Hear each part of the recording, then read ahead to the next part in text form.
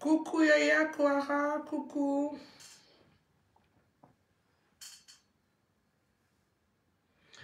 Bon, là c'est Loa qui est connectée, hein, ma soeur en Christ et tout ça, parce que j'ai un code que j'aimerais expliquer aux personnes quand elles prient.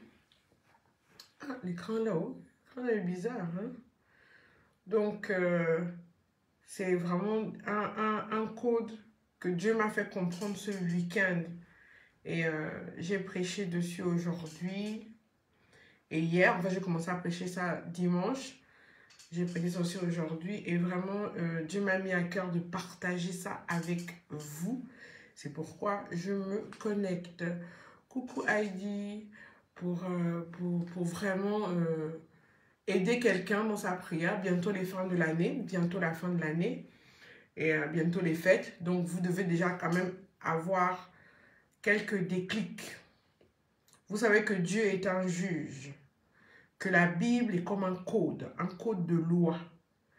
Et quand tu arrives à interpréter certains codes terrestres, certains codes de loi terrestres, tu arrives à décoder certains codes de loi divines. Oui, en même temps je suis sur Instagram, en même temps je suis sur Facebook, donc ne vous étonnez pas si mon regard change d'objectif à chaque fois. Je me suis rendu compte que de la même manière où pour sceller une demande, une sollicitation juridique, il fallait citer l'article qui décrétait ou qui ratifiait ou qui légalisait, qui impacte la loi. Je vous donne un exemple simple. La dernière fois, je vous ai fait un TikTok sur l'article 254 du Code civil. C'est-à-dire l'article 254 qui interdit les hommes de répudier leurs femmes. Ça veut dire quoi? Ça veut dire que quand une femme mariée ne connaît pas cet article et que son mari lui dise « sors de la maison, va, comment on appelle ça, chez tes parents le temps que je réfléchisse », si une femme ne connaît pas cet article, elle va faire quoi?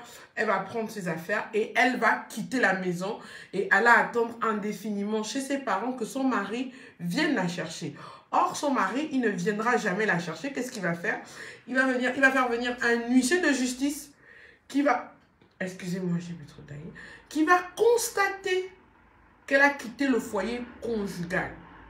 Est-ce que vous voyez ce que je veux dire? Il va faire constater qu'elle a quitté le foyer conjugal et avec ce constat d'huissier, il va aller gagner au tribunal en disant « Monsieur le juge, c'est elle qui a quitté le domicile conjugal. Voilà le document, voilà le test, voilà l'huissier qui a établi le constat d'abandon de foyer conjugal. » Et la femme aura beau tout dire « Non, monsieur le juge, c'est lui qui m'a demandé de partir, c'est lui qui m'a chassé. » Vous voyez que, mais madame, on a un constat d'huissier qui dit que vous êtes parti. C'est pourquoi je dis souvent aux gens que le droit n'est pas sentimental, le droit n'est pas moral. Si certains codes terrestres sont ainsi faits, certains codes divins sont ainsi faits. Donc, j'ai décidé de trouver des passages bibliques qui étaient comme ces articles-là, qui sont comme l'article 254. Pour que quand tu demandes quelque chose à Dieu, quand tu revendiques quelque chose à Dieu, tu cites le passage biblique qui te donne accès à cette bénédiction pour qu'il ne puisse pas, en tant que magistrat suprême, te refuser cette bénédiction. Je reprends. Je vais vous donner des codes, des passages bibliques qui décrètent des bénédictions auxquelles vous avez droit. Que lorsque vous allez réclamer ces droits dans la prière, avec le nom de ces versets, disent que Seigneur, comme ta parole l'indique, dans Jean 3,16, que quiconque croit en toi ne périt point à la vie éternelle, je ne peux pas périr dans cette situation parce que j'ai cru en toi. Comme ta parole qui est la vie le dit. Et notre Dieu n'est pas un Dieu pour mentir. Notre Dieu n'est pas un homme pour se déjuger. Notre Dieu n'est pas un homme pour être infidèle. Ce qu'il dit, il le fait. Et il est fidèle à sa parole. Donc, ça c'est un code comme un juge. Vous lui rappelez que l'article 254 dit ça. Et il est obligé de suivre. C'est exactement la même chose. Donc, j'ai répertorié pour vous des promesses divines à décréter sur vos vies maintenant, dans le mois de décembre, pour que vous puissiez rentrer en 2023 en possession de vos bénédictions. C'est ce que Dieu m'a mis à cœur de faire aujourd'hui. Donc, prenez un stylo et une feuille et vous allez noter, les filles, les garçons, vous allez noter. Je vais laisser le live, mais c'est toujours bien d'être présent pendant que je décrète parce que vraiment, je vous assure que depuis 2 jours, j'ai un feu là qui me blase moi-même. C'est un truc vraiment. Ah, je ne sais même pas si on peut encore écouter les louanges sur Facebook, sinon ça coupe. Parce qu'on a écouté les droits d'auteur, hein, je ne sais pas. Mais j'aimerais vraiment partager une louange quand même, avant que l'on rentre dans la lecture des promesses de Dieu, afin que tout le monde puisse prendre un stylo, un bic, une feuille. Rachid Olsen, si je décide que le mois de décembre n'est pas le dernier mois de l'année, il n'y a pas de problème. Pour nous, là, on est sur le calendrier grégorien. Le mois de décembre, c'est notre dernier mois. Si toi, tu es dans un autre calendrier, mon frère, sois béni, va dans ton calendrier. Laisse-nous dans notre calendrier. Merci.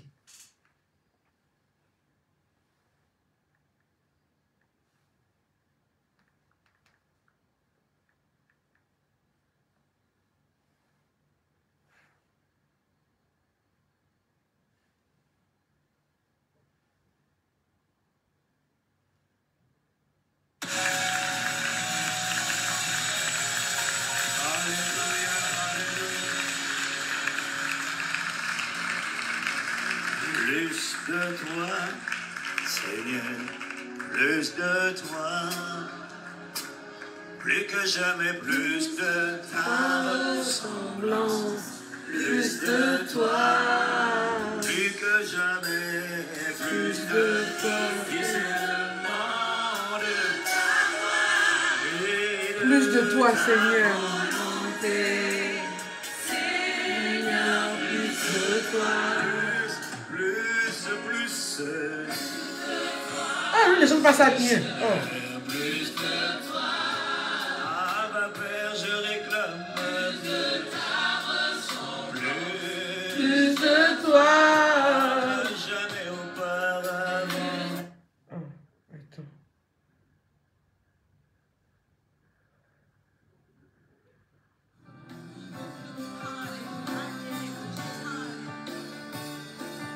Plus de toi, Seigneur, plus de toi, Seigneur, plus de toi dans les personnes qui vont regarder ce live en ce moment, Seigneur.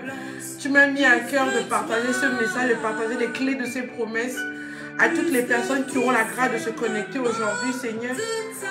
Seigneur, manifeste-toi puissamment dans leur vie, dans le nom précieux de Jésus-Christ. Le temps que tu prennes une feuille et un de toi. Plus de toi, Seigneur, plus de toi, plus de toi, volant blanc, plus de toi, plus de discernement de toi, de la volonté, Seigneur, plus de toi,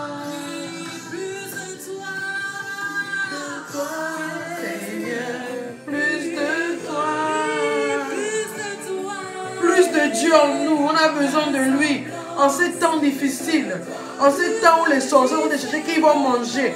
On a besoin de Dieu, on a besoin de son discernement, on a besoin d'entendre clairement sa voix, d'entendre clairement ses instructions pour ne pas nous perdre, pour ne pas nous égarer, pour ne pas être la proie des méchants, pour ne pas être un jouet dans la main de Satan et de ses agents. Et on veut plus de toi, Seigneur. On veut que tu nous satures. On veut que tu nous combles. On veut que tu nous remplisses, Seigneur. Qui nous localise. Parce qu'on périt faute de connaissance. Seigneur, dévoile-nous la vérité. Plus de toi, Seigneur. C'est toi qui faudrait que nous passions d'ordinaire à extraordinaire.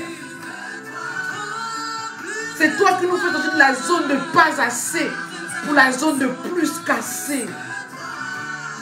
C'est toi qui nous protèges de nos ennemis qui sont comme un attirail tellement développés. Mais malgré notre faiblesse, Seigneur, tu nous protèges de leurs pièges. Plus de toi, Seigneur, plus de toi.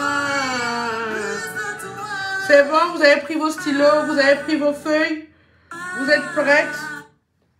D'accord, on y va. La promesse numéro 1 que j'ai notée pour vous, que Dieu m'a révélée lorsque je suis allée faire mon passage à l'église du pasteur Sharon, qui est une sœur de la restauration des familles, qui s'est fait ordonner le même jour que moi. La première promesse, la promesse numéro 1. Une bonne issue à chacune des situations que nous rencontrons. La promesse numéro 1 que Dieu nous donne, c'est une bonne issue à chacune des situations que nous rencontrons. Je suis en live là. Les gens qui m'appellent quand je suis en live là, vous êtes vaincus au nom de Jésus. Oh mon Dieu, c'est comment? Voilà. La promesse numéro 1. Vous la trouvez dans Romains, chapitre 8, verset 28. Toutes choses concourent ensemble au bien de ceux qui aiment Dieu. C'est-à-dire que quand toi tu aimes Dieu, quel que soit ce qu'on est en train de te faire comme mal, qu'est-ce que soit ce qu'on est en train de faire pour te détruire, pour ôter ta joie, pour planter l'angoisse dans ton cœur, parce que tu aimes Dieu, tout va concourir à la réalisation du bien pour toi. Même ce qui au départ était mauvais va devenir positif pour toi parce que tu aimes Dieu. C'est ce que Romains chapitre 8 verset 28 te dit.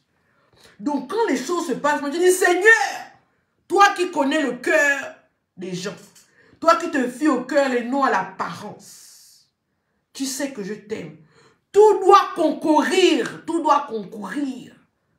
à mon bien. Comme dans Romains chapitre 8, verset 28.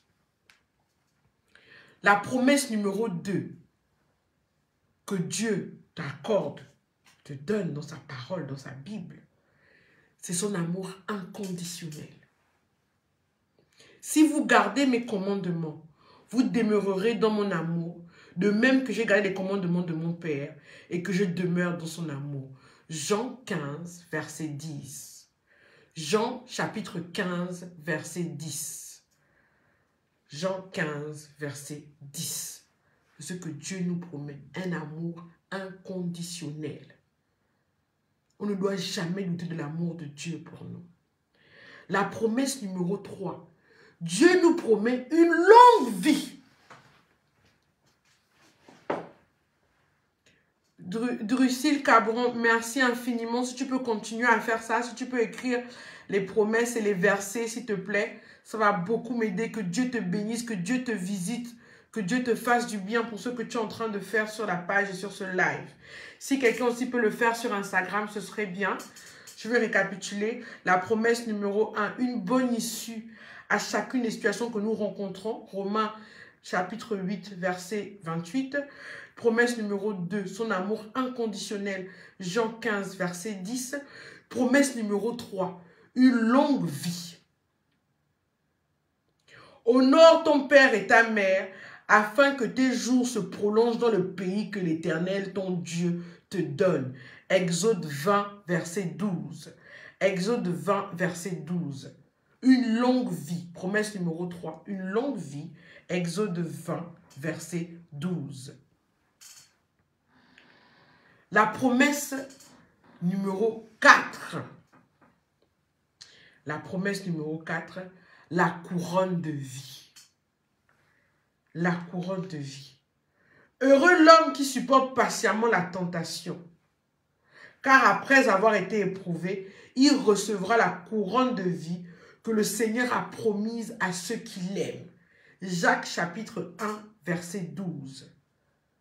Jacques chapitre 1, verset 12. Il y a des gens qui vivent des situations où on t'a humilié, où on t'a rejeté, où tu t'es même senti mis à nu, qu'on t'a déçu. Tu t'es retrouvé peut-être même nu devant les gens, où ta vie a été dévoilée, où ton intimité a été dévoilée, et tu te dis, Seigneur, comment je vais faire? Mais seulement à cause de ton amour pour lui. Parce que tu l'aimes, Dieu doit te couronner. Dieu doit te donner une couronne de vie, comme le dit sa parole dans Jacques chapitre 1, verset 12. Promesse numéro 4, la couronne de vie. Promesse numéro 5. Dieu te promet son soutien, sa force et son secours au temps difficile. Dieu te promet son soutien, sa force et son secours au temps difficile. Ne crains rien, car je suis avec toi. Ne promène pas des regards inquiets, car je suis ton Dieu. Je te fortifie, je viens à ton secours, je te soutiens de ma droite triomphante. Ésaïe 41, verset 10. Ésaïe 41, verset 10. Quand tu es dans l'épreuve, rappelle à Dieu Ésaïe 41, verset 10. Parce que dans Ésaïe 41, verset 10, il te dit de ne pas promener des regards inquiets. Il te dit de ne pas t'inquiéter. Et il te dit qu'il te donne sa force. Et qu'il vient à ton secours. Donc quand tu réclames l'intervention de Dieu dans ta vie, quand tu es en détresse, tu dois déclarer Ésaïe 41, verset 10. Promesse numéro 6. Une santé de fer. Dieu te promet une santé de fer. Dans Exode 15, verset 26. Sa parole dit, si tu écoutes attentivement la voix de l'Éternel, ton Dieu, mais à la condition que tu fasses ce qui est droit à ses yeux, que tu prêtes l'oreille à ses commandements et que tu observes toutes ses lois, je ne te frapperai d'aucune maladie dont j'ai frappé les Égyptiens, car je suis l'Éternel qui te guérit. Exode chapitre 15, verset 26. Dieu est celui qui te guérit. Dieu te guérit de toute affliction, de toute maladie, de tout virus, de tout ce qui trouble ta santé. Il suffit que tu rappelles à Dieu sa parole dans Exode 15, verset 26. Mais pour réclamer ça, tu as entendu? Si tu écoutes attentivement ma voix et tu fais ce qui est droit à mes yeux et que tu observes mes lois. Il ne faut pas que tu n'observes pas les lois de Dieu. Toi seul tu es Tisa, toi seul tu es Tizo, toi seul tu as 55 go. Tu passes ta vie à boire, à fumer, à escroquer les gens. Mais ce qui est dingue, c'est que pendant que je te dis même tout ce que tu fais comme péché qui peut empêcher Dieu de te bénir, Dieu nous aime tellement que même si tu as fait tout ça là, tu dis Seigneur, Exode 15, verset 26, il va te guérir. Parce que l'homme là nous aime d'un amour inconditionnel. Non, j'ai compris ça. Donc la promesse numéro 6, c'est une santé de fer. Exode 15, verset 26. Promesse numéro 7, son pardon. Dieu te promet son pardon en toutes choses. Si mon peuple, sur qui est invoqué mon nom, s'humilie, prie et cherche ma face, et s'il se détourne de ses mauvaises voies, je l'exaucerai des cieux, je lui pardonnerai son péché et je guérirai son pays. Ça veut dire que il va tout guérir en toi. Il va pas se contenter de guérir ton corps. Il va guérir ton corps, ton âme, ton esprit, ton environnement, ta communauté et même ton pays. 2 Chroniques 7, verset 14. Promesse numéro 7, son pardon. 2 Chroniques 7, verset 14. 2 Chroniques 7, verset 14. 2 Chroniques 7, verset 14. Son pardon. Il nous promet son pardon si on s'humilie et qu'on abandonne nos mauvaises voies. Dieu est avec nous. Promesse numéro 8. Il y a une promesse qui arrive là. Une promesse que j'aime beaucoup. Restez connectés. Promesse numéro 8. Il nous promet son infinie bonté. Oh Dieu, combien ta bonté est grande, que tu tiens en réserve pour ceux qui te craignent. Psaume 31, verset 20. Ça veut dire que ceux qui craignent l'Éternel, ceux quand ils veulent faire du mal, disent « Ah, j'ai peur de Dieu, je ne fais pas. » Dieu te promet sa bonté éternelle. Dieu te promet sa bonté éternelle si tu le crains. dans Psaume 31, verset 20. Psaume 31, verset 20. Son infinie bonté. Promesse numéro 9. La vie éternelle. Dieu nous promet la vie éternelle. Dans Jean 3, verset 36. Celui qui croit au Fils a la vie éternelle. Celui qui ne croit pas au Fils ne verra point la vie. C'est-à-dire qu'il suffit que tu crois en Jésus. Que tu crois que Jésus est le Fils de Dieu. Qu'il est venu par ses meurtrissures et ses blessures nous sauver, nous soigner. Tu verras la vie éternelle. Ça veut dire que quel que soit le nganga, le féticheur, l'entité, le démon, la chose qui t'ôte ta joie, la chose qui a planté l'angoisse et l'inquiétude dans ton âme, il te suffit de croire. Et tu as la vie. Elle dit que même si tu n'as pas... Parce que Ditengu c'est un fantôme, Matengu c'est fantôme au pluriel. Même si tu as 25 000 Matengu qui ont l'esprit de mort, qu'on essaie de t'attendre pour te tuer. Il suffit que tu déclares Jean 3, verset 36, que Seigneur, celui qui croit en toi a la vie. Je dois avoir la vie, je ne peux pas mourir. Je ne peux pas mourir. Promesse numéro 10, ça là c'est ma préférée. La promesse numéro 10, la provision à tous nos besoins. Et mon Dieu pourvoira à tous vos besoins selon sa richesse. Philippiens 4, verset 19. Ça veut dire que quand tu as faim, ça veut dire que quand tu n'as pas les habits, ça veut dire que quand tu n'as pas un endroit où dormir, ça veut dire que quand tu n'as pas un travail pour subvenir à tes besoins, ça veut dire que quand tu as une santé défaillante, ça veut dire que quand tu n'arrives pas à t'occuper de tes enfants, rappelle à Dieu. Seigneur, dans Philippiens 4, verset 19, tu as dit que tu vas pouvoir à tous mes besoins. Seigneur, honore ta parole. Seigneur, honore ton écriture. Seigneur, honore tes écritures. Philippiens 4, verset 19. Ce n'est pas moi qui ai dit. C'est toi qui as dit que tu vas pouvoir à tous mes besoins. Seigneur, ce n'est pas normal que je puisse avoir faim. Ce n'est pas normal que je puisse avoir froid. Ce n'est pas normal que je ne sache pas où dormir. Ce n'est pas normal que je ne sache pas comment me vêtir. Ce n'est pas normal que je n'ai pas de quoi me déplacer. Tu dois pouvoir à ce besoin. Philippiens 4, verset 19. Promesse numéro 11. L'accomplissement de nos souhaits les plus profonds, selon aussi sa volonté. Parce qu'à des moments, on est là, on veut quelque chose que Dieu ne veut pas pour nous et on veut imposer notre volonté à Dieu. Non, non, non, non, non, non. Il faut lui dire que Seigneur, l'accomplissement de nos souhaits les plus profonds, selon ta volonté.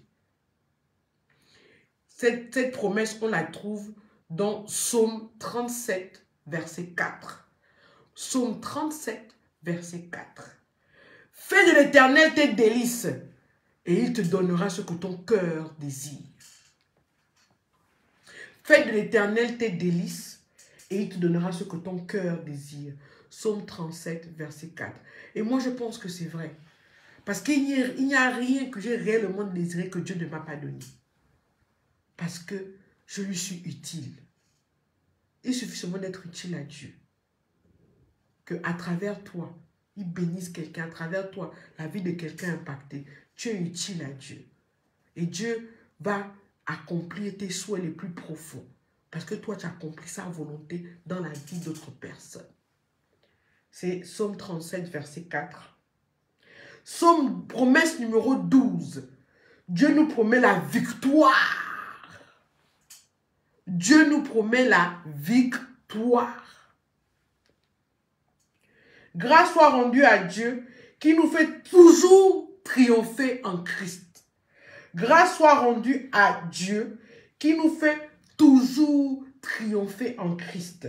2 Corinthiens, chapitre 2, verset 14. La promesse numéro 12, la victoire. 2 Corinthiens, chapitre 2, verset 14. Promesse numéro 12, la victoire. 2 Corinthiens 2, verset 14. Dieu, à travers 2 Corinthiens chapitre 2, verset 14, te dit que tu as droit à la victoire en Christ dans toutes choses.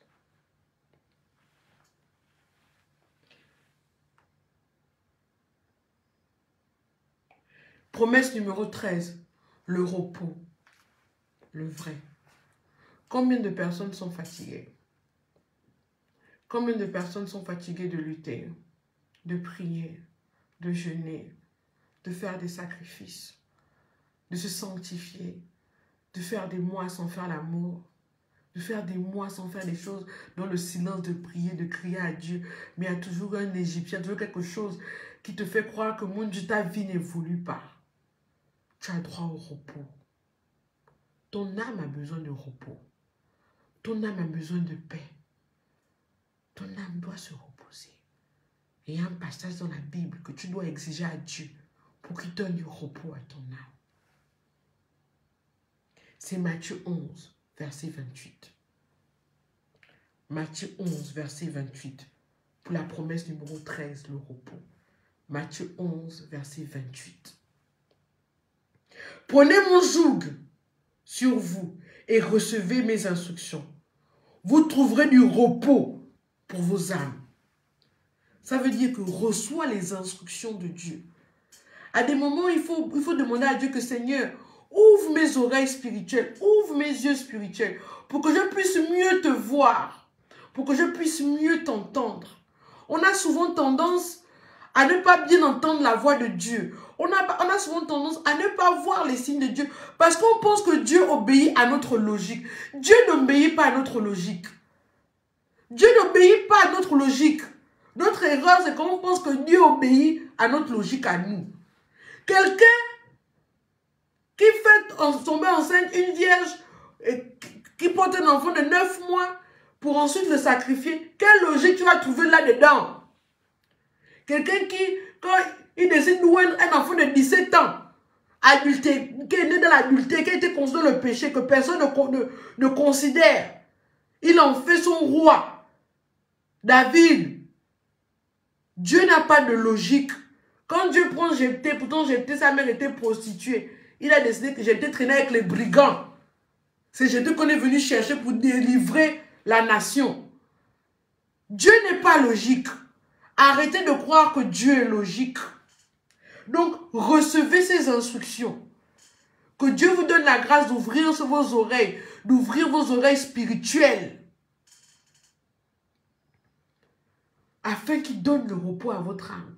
Dites-lui, Seigneur, donne le repos à mon âme. Je suis tes instructions. Je fais des sacrifices. Je prie, je jeûne, je t'aime, je te crains. Donne du repos à mon âme. Mon âme a été assez troublée. Mon âme a assez pleuré. Mon âme a trop soupiré. Mon âme a trop subi. Ça fait trop d'années que ma souffrance perdure. Seigneur, je réclame le repos. Je décrète le repos dans ma vie à base du verset de Matthieu chapitre 11 verset 28. Je réclame le repos. Et vous allez l'obtenir. Parce que quand tu fais la prière et puis tu mets le verset où on dit ça, Dieu en tant que magistrat suprême est obligé de se soumettre. Mais il faut aussi que toi aussi tu reçois tes instructions. Mais si tu es têtu pro max, ah ma chérie, mon chéri. Mais comme je dis, hein, cet homme a tellement un amour, Dieu a tellement un amour inconditionnel pour nous. Demandons toujours. Demandez et vous recevrez. Demandez et on vous donnera. Ça c'est encore un autre verset clé. Demandez, on vous donnera. Donc, demandez bien. Pour qu'on vous donne bien. Si ta demande est brouillon, tu vas recevoir en brouillon. Réciprocité, effet miroir. Et Matthieu, promesse numéro 14, la plus belle, celle que tous les chrétiens, celle auquel tous les chrétiens ont droit, c'est le salut. Le salut, la plus belle promesse qu'il ait pu faire à ses enfants. Si tu confesses de ta bouche le Seigneur Jésus, si tu crois dans ton cœur que Dieu l'a ressuscité des morts, tu seras sauvé. Romains 10, verset 9. Romains 10, verset 9 pour la promesse numéro 14. Romains 10, verset 9. J'aimerais aussi, si vous pouvez, aller lire Job 38. Parce que parfois, des gens qui agissent, les chrétiens qui agissent, comme si leur problème était plus grand que leur Dieu. Il y a des gens qui agissent comme si Dieu, bien que leur Dieu était plus petit que leurs problèmes sont grands, leurs problèmes dépassent Dieu. Donc Job 38. Parce que moi, on m'a toujours fait croire quand j'étais plus jeune que Job, malgré tout ce qu'il avait subi, qu'on lui avait donné la maladie, qu'on a tué ses enfants, qu'il est devenu pauvre, que Job ne s'est jamais lamenté. C'est faux. Job a bien congossé Dieu. Job a bien critiqué Dieu. Job a mal parlé. Et dans Job 38, Dieu vient lui répondre. Dieu vient lui dire à quel point il est fort, à quel point... C'est-à-dire que quand à des moments, le problème me semble montagneux. Il y a des problèmes, tu dis que ça c'est quoi? C'est montagneux, c'est une montagne, ça a l'air insubmersible, insurmontable. Moi, mon secret, c'est que je vais lire Job 38. Quand je lis ça, je vais lire un peu quelques passages avec vous. Et vous allez comprendre pourquoi Job 38 est un verset à lire. Pour que jamais tu ne laisses tes problèmes te faire croire qu'ils sont plus grands que le Dieu que tu pries. Ton Dieu est plus grand que n'importe quel problème, n'importe quelle entité, n'importe quel ganga, n'importe quel logiste, n'importe quel pacte, n'importe quel décret familial, n'importe quel hôtel qui parle contre ta vie. Ton Dieu est plus grand que quoi que ce soit qui existe sur cette terre. Ne le limite pas à ton cerveau et à ton intelligence. Il est au-delà de ça. Parfois, les problèmes te dépassent parce que tu minimises ton Dieu. Tu le limites. Tu penses qu'il est court comme toi. Tu penses qu'il est énorme comme toi. Dieu n'est pas limitable. Dieu n'a pas de limite. Dieu n'a pas de quantité. Si vous allez dans Job 38, vous allez lire ça. Je vais vous lire. Dans Job 37, vous voyez que, si vous lisez, vous allez voir que Job se plaint. Job dit, ah, qu'est-ce que l'homme devant tes yeux pour que tu prennes considération de lui? Genre, Dieu n'a pas le temps de l'homme. Dieu en fait finalement. Non. Suivez la réponse. J'avais déjà parlé de ça. Ceux qui ont envie de suivre ma page, mais ça fait longtemps. L'Éternel répondit à Job au milieu de la tempête. Il dit, qui est celui qui obscurcit mes plans par des discours dépourvus de savoir? Il dit, qui est celui qui obscurcit mes plans par des discours dépourvus de savoir? Ça veut dire que quand tu es dans l'épreuve, quand tu es dans l'angoisse, quand tu es dans l'inquiétude, que tu pleures, que tu ne sais pas où tu vas t'en sortir, devant c'est fermé, derrière c'est fermé, à gauche c'est fermé, à droite c'est fermé, tu ne sais plus, tellement les problèmes pleuvent. Ne te lamente pas, rends grâce. Parce que quand tu te lamentes, tu commences à critiquer Dieu, tu commences à mal parler de Dieu, tu obscurcis les plans de Dieu pour toi. Ça veut dire que toi-même, tu rends le cœur de Dieu noir sur toi. Par ta bouche, par les confessions négatives que tu fais. Tu obscurcis. Il dit bien, qui est celui qui obscurcit mes plans? Par des discours sans savoir. Dans d'autres versions bibliques, on dit, par des discours stupides et vains. Par des lamentations. Pendant que tu es dans l'épreuve, sache une chose, ma chérie, mon frère, Dieu est là. Comme une mère qui suivait son enfant qui apprend à marcher. Celles qui ont déjà appris un enfant à marcher, l'enfant tombe. Tu es là, tu es obligé seulement de bloquer pour qu'il ne se cogne pas trop. Mais tu dois le laisser tomber parce qu'il doit apprendre à marcher, il doit apprendre à se relever et il doit continuer. C'est ce que Dieu fait. Pour que l'huile d'olive sorte, on doit presser l'olive. Pour que le diamant soit le diamant, on doit le mettre sous pression. Tout ce qui doit dévoiler son éclat doit être mis sous pression. Donc quand tu es mis sous pression, c'est que Dieu est en train de te transformer. Donc ne confesse pas de mauvaises paroles. Ne te décourage pas. N'obscurcis pas les plans de Dieu pour toi à cause des circonstances que tu vois avec tes yeux physiques. Sois spirituel, vois au-delà.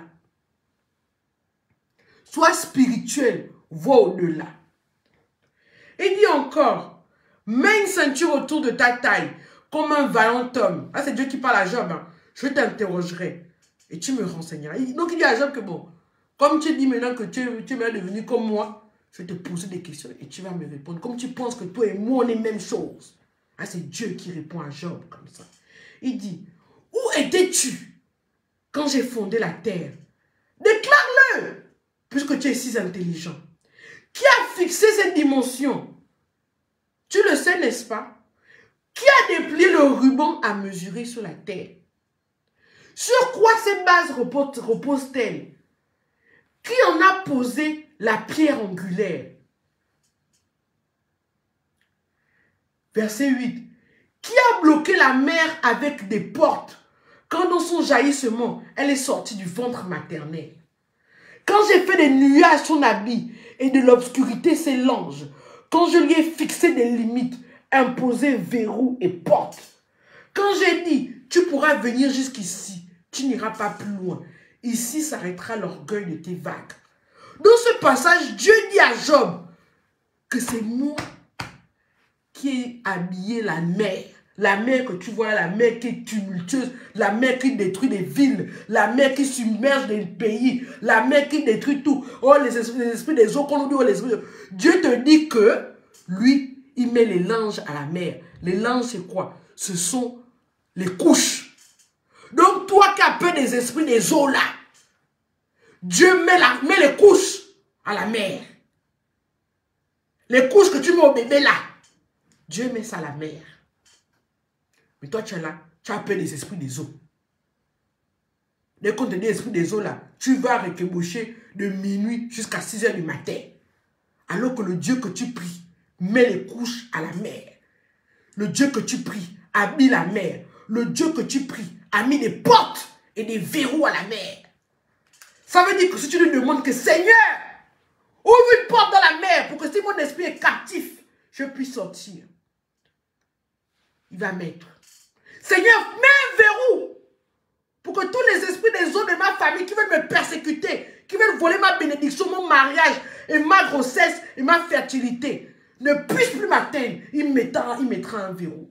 Notre défaut, c'est le manque de connaissance. On ne sait pas qui est notre Dieu. On te dit bien que ton Dieu est l'Ondos qui a mis les couches à la mer, qui a mis une porte et qui a mis des verrous à la mer. Est-ce que tu peux réaliser cette puissance? Est-ce que tu peux réaliser cette vérité? Est-ce que tu peux réaliser ça dans ton esprit?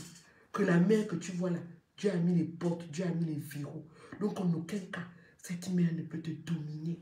Quand tu sais qui tu es et quelle est ton identité en Christ et qui est ton Dieu.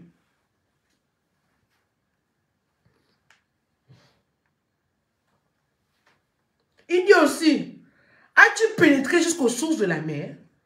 T'es-tu promené dans les profondeurs du gouffre? Le nganga qui te fait peur là, le gars de la loge qui te fait peur là, lui il peut mettre un verrou à la mer. Il peut mettre les couches à la mer, il peut. Il s'est déjà baladé au fond de la mer, il s'est déjà baladé. Et puis il remonte comme si rien n'était. Il peut faire ça. S'il ne peut pas faire ça, pourquoi tu as peur de lui? Alors que tu as le Dieu qui peut faire ça. Arrêtez d'avoir peur de n'importe quoi. Il te dit, les portes de la mer t'ont-elles été dévoilées?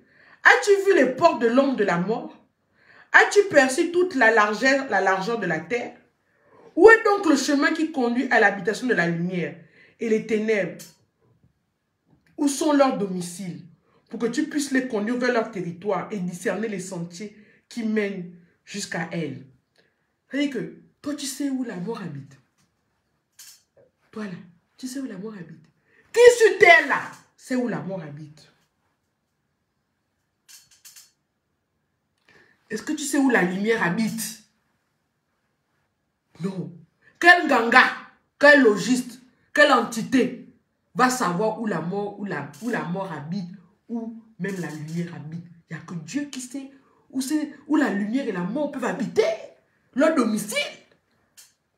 Mais toi, tu as peur. Tu vis dans la peur. Tu vis dans la crainte. Alors que tu marches avec le Dieu qui sait où la lumière habite. C'est peut-être même lui qui a construit Nankama, la maison de la lumière. C'est peut-être lui qui a aussi construit la maison de la mort.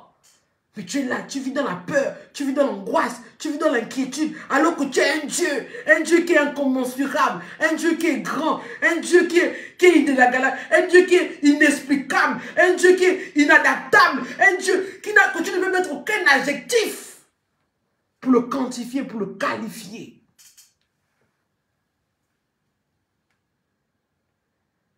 Il dit encore, es-tu parvenu jusqu'aux réserves de la neige? As-tu vu les dépôts de grêle que je tiens en réserve pour les moments de détresse, pour les jours de guerre et de bataille? Par quel chemin la lumière se divise-t-elle et que le vent se déferle sur la terre? Qui a ouvert un passage pour les averses, un chemin pour l'éclair et le tonnerre, pour que la pluie tombe sur terre sans habitants ou sur un désert où il n'y a pas d'être humain? Ou qu'elle rassasie les endroits solitaires et arides, fasse pousser et sortir l'herbe. La pluie a-t-elle un père? Le connais-tu? Toi, tu savais que la pluie avait un père? Tu savais? Est-ce que tu connais le père de la pluie? Mani. On te dit encore. Fais-tu apparaître au moment voulu les constellations du zodiaque et conduis-tu la grande ours assez petit? Connais-tu les règles du ciel? Peux-tu instaurer l'autorité de Dieu sur la terre?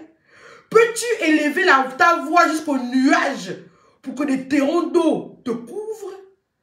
As-tu lancé des éclairs? Sont-ils partis? Te disent-ils, nous voici?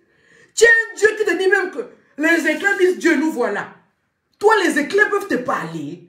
Tu es sûr que le nganga, le féticheur, la chose qui te fait peur là, parle avec les éclairs et puis les éclairs lui disent, me voici. Les éclairs qui tuent les âmes, qui électrocutent les choses là. Quelqu'un te dit qu'il appelle l'éclair vient comme j'appelle ton enfant. Comme moi j'appelle ma fille là, oh Kali, elle vient, oh maman me voici. Voilà, il appelle les éclairs comme ça, il appelle la pluie, il appelle le vent, il appelle tous les éléments du monde. Ils apparaissent et ils obéissent. Voilà qui est le Dieu que tu pries. Tu n'as pas le droit de le minimiser. Tu n'as pas le droit de le limiter. Tu n'as pas le droit de croire qu'il n'est pas capable de régler cette situation. Tu n'as pas ce droit-là.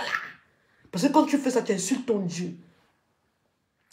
Et la partie qui m'a le plus touchée dans Job 38, c'est-à-dire que quand j'ai la partie là, j'ai dit que bon, moi à partir d'aujourd'hui, je serai arrogante en Christ.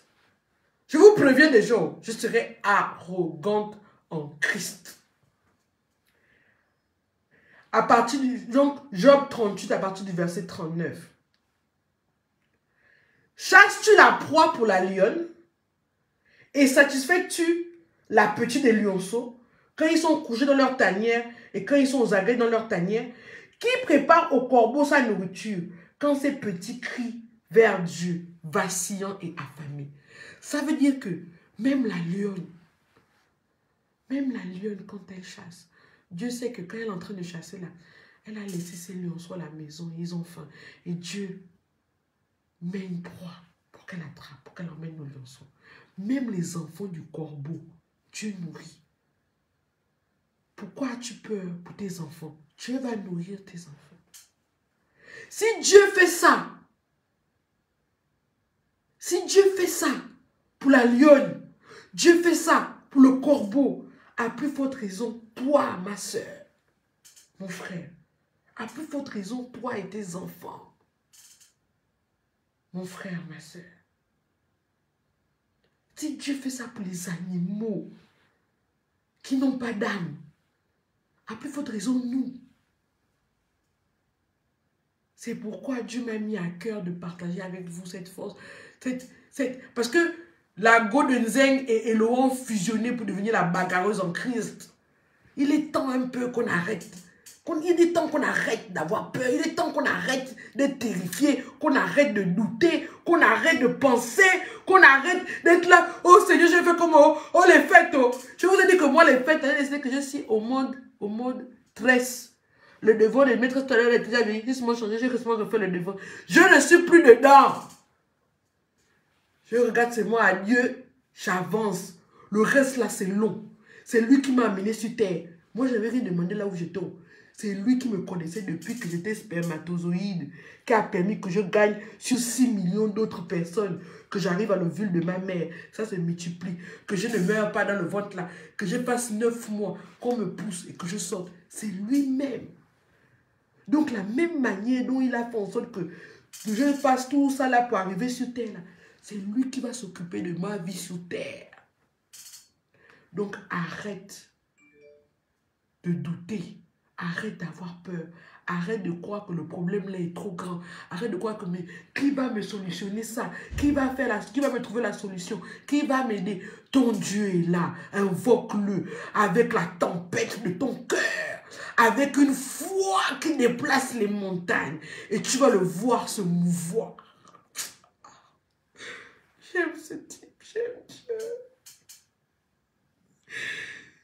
Je n'étais rien. Je n'étais rien. Je n'étais rien. Mais il me donne des capacités. Il donne des capacités. Quand tu le suis avec ton cœur, il te fait du bien. Il dit que les choses que tu ne pensais même pas être capable de pouvoir tenir, de pouvoir faire. Il va te faire ça. Je dis, oh, c'est moi, c'est toi. Parce que Dieu vit en toi. Et tu l'as laissé. Tu l'as laissé agir. Parfois, on empêche Dieu d'agir. Moi, je suis quelqu'un, j'aime beaucoup contrôler. Je crois que c'est une déformation professionnelle, mon côté juriste. On aime que tout soit carré, que tout soit compartimenté, que tout soit nickel, comme on pense dans notre esprit. Mais Dieu n'est pas comme ça. Dieu est illogique. Dieu est imprévisible. Dieu ne peut pas tenir dans ton esprit. C'est Dieu qui a conçu ton esprit. Si toi, humain, tu peux te perdre dans ton esprit, imagine celui qui a créé ça. Donc, interdiction de douter. On est le 19 décembre. Tu ne dois plus douter, toi qui as écouté mon live là. Tu ne dois plus douter. Tu ne dois plus avoir peur. Essuie tes larmes. Essuie tes larmes. Va me laver le visage là. Essuie tes larmes. Si tu as 250, va chez ton malien. Tu payes ton daï couscous. Tu bois ça bien. Si encore mon gâteau, tu prends même 2 gâteaux bananes. Tu manges. Tu rends grâce à ton Dieu. Tu le bénis. Et tu déclares que ta vie ne sera plus jamais la même. Parce que tu es le Dieu des dieux qui marche avec toi. Et ta foi va le provoquer. À des moments, il faut provoquer Dieu. À des moments, il faut dire à Dieu que Seigneur, moi je crois en toi. Où es-tu? Manifeste-toi.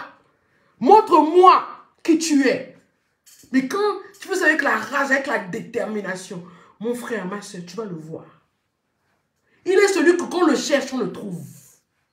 Quand tu le cherches, tu vas le trouver. Cherche-le. Cherche-le pour de vrai.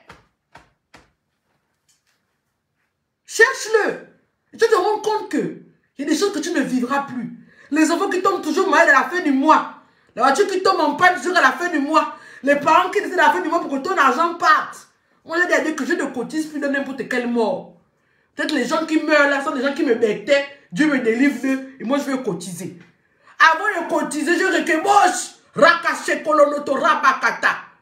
Pour que Dieu me dise si je peux aller cotiser.